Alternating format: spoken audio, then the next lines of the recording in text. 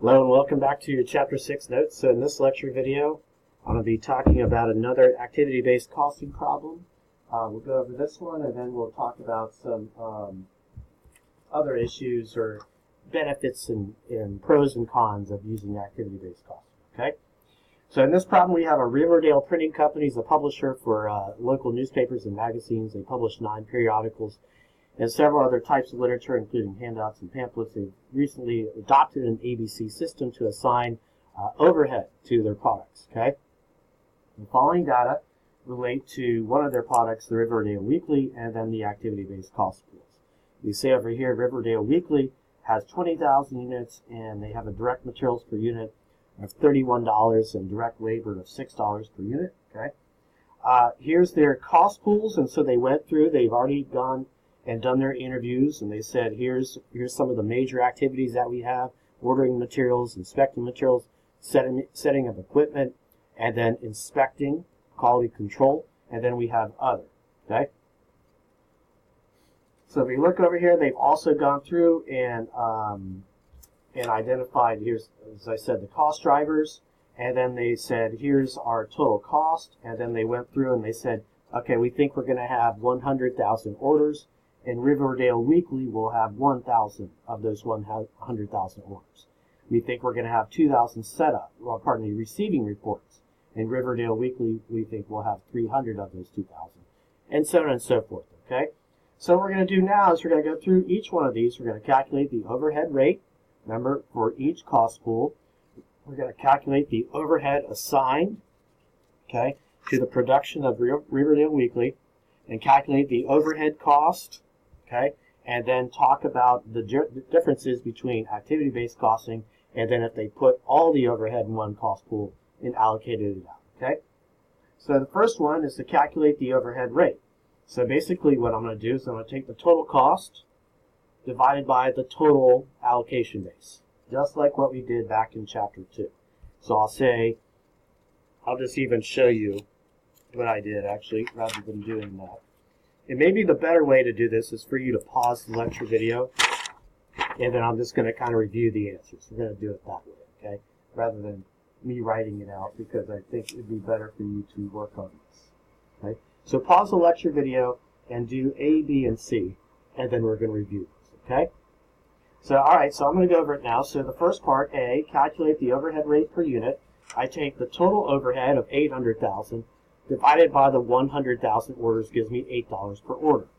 And then over here, I take my receiving reports of 400,000 divided by my 2,000 receiving reports, which gives me my $200 per receiving report. Okay? And then I have my equipment set up, which is my $2 million, divided by my 100 setups, $20,000 per setup. Then I have quality control, which was our 900,000, that was number of inspections, 4,000 inspections, $225 per inspection, and then I had other of $15 million, which was allocated out over direct labor. 15 million divided by the 10 million gives me $1.50 per direct labor dollar. Okay, so that's part A, and then part B, it says calculate the overhead cost assigned.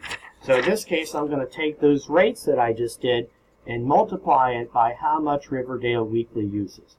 So again, I calculate the overhead rate, total overhead divided by total allocation base. I just have to do it separately for each pool, and then I multiply that rate times the amount of allocation base actually used.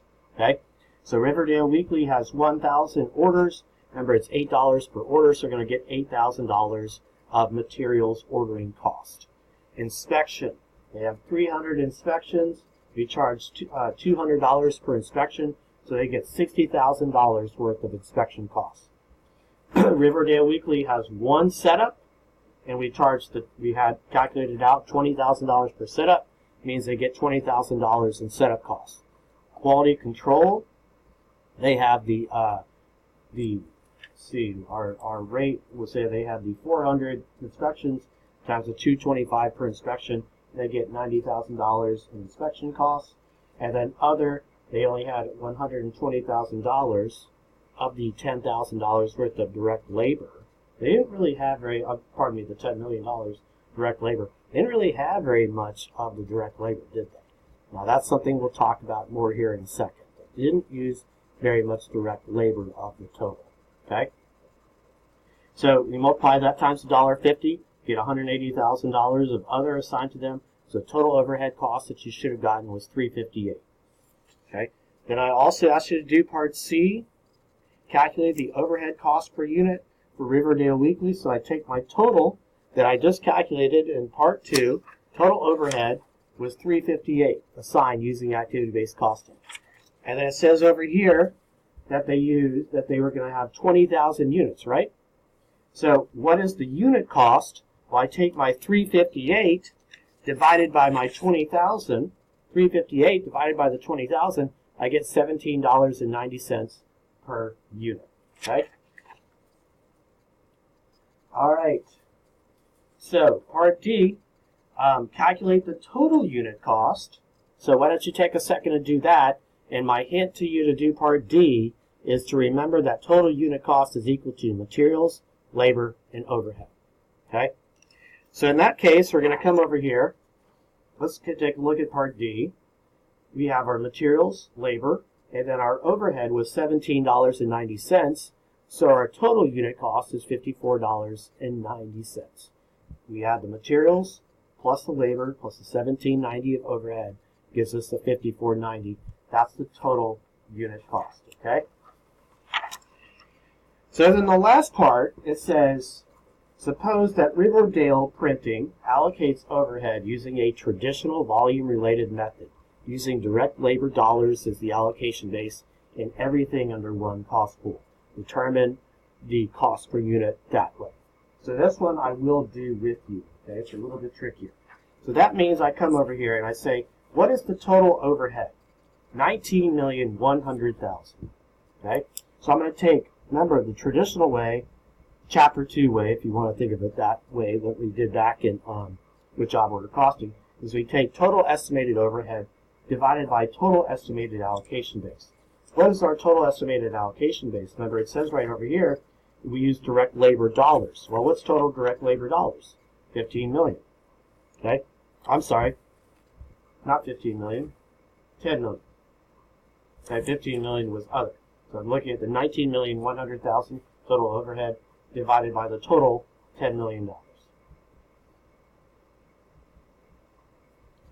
$1.91 per of overhead is going to be charged per direct labor dollar. Okay? Then we look over here and we say, well, overhead to Riverdale, right? Overhead to Riverdale, well, we charge $1.91 times how much overhead does Riverdale Weekly, how much direct labor does Riverdale Weekly use? Well, they use $120,000 worth. So I come over here, $1.91 times $120,000, which gives me my $229,200, and then I'm going to say overhead per unit. Remember, I take my $229,200, okay, divided by the 20,000 units. It comes over here, and we have $11.46. Okay? So then we can say our total cost per unit.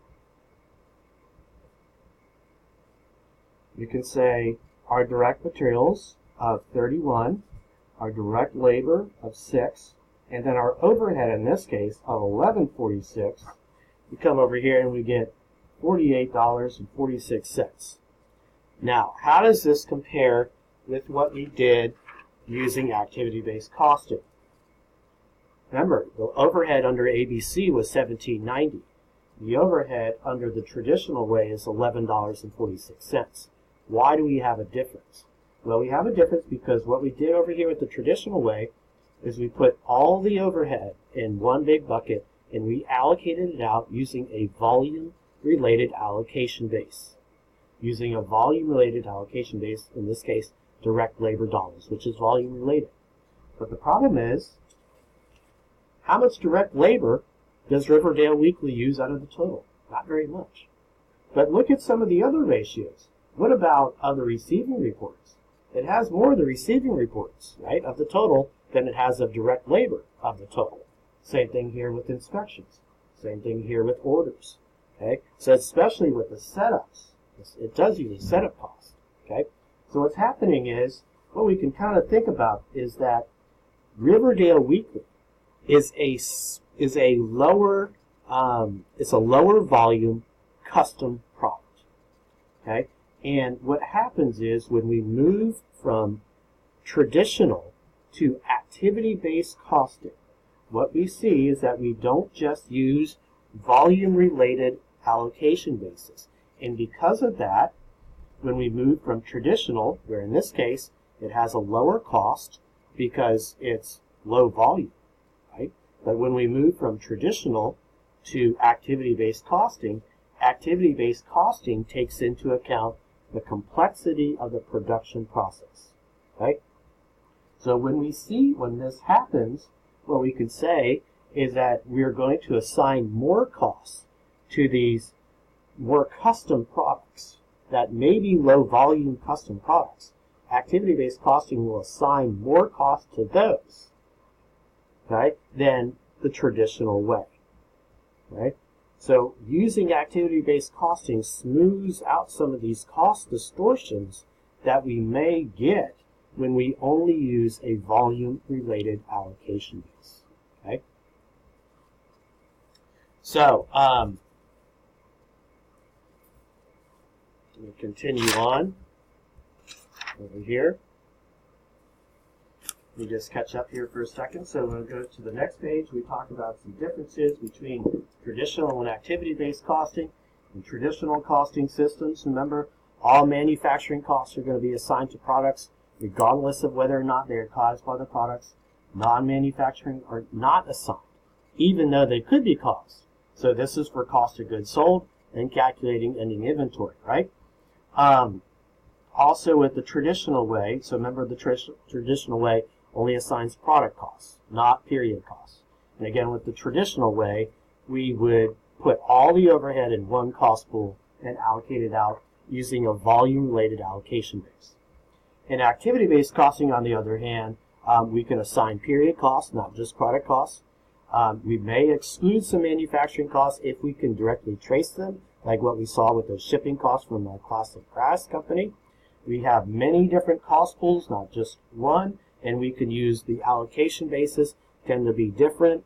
Not all the allocation bases are volume related. In terms of using ABC for external financial reporting, it would be rarely used.